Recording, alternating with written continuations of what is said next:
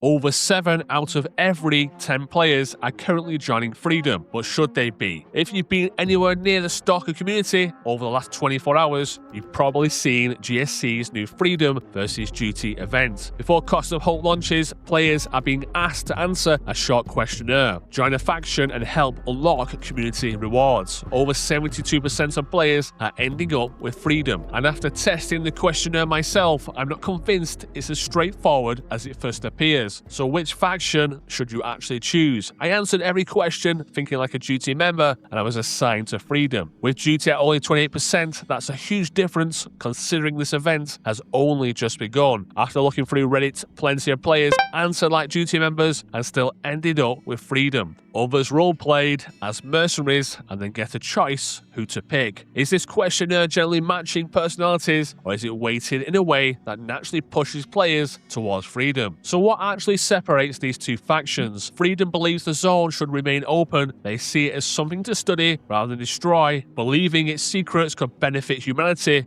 if they aren't hidden away or controlled. Duty sees things very differently. They believe the zone is simply too dangerous to exist. Their goal is to contain it, protect the outside world, and eventually destroy the threats it creates. So if you're still wondering which faction you should choose, the answer is actually pretty simple. If your first instinct is to explore everything the zone has to offer, making the zone a better place for everyone to benefit, Freedom will probably feel like the natural choice. If you believe the zone is too dangerous, prefer structure over chaos, and thinking protecting humanity comes before discovery, Duty is likely the better fit. The questionnaire isn't really asking which faction is better, it's asking what kind of stalker are you. At the moment, there's no evidence that your result changes anything inside Cost of Hope itself. As far as we know, this is simply a community event designed to unlock rewards and build excitement before the expansion launches. But with GSC continuing to add new milestones over the coming weeks, be interesting to see whether these numbers stay this one-sided or if Duty can somehow fight their way back. So I'm curious, which faction did you get? Did you answer honestly, or did you try to force a certain result? Let me know in the comments, and I'll also run a poll on the community tab if you're still deciding whether to jump back into Stalker 2 now or wait for update 2.0 and Cost of Hope. I've got another video on screen now that should help you decide.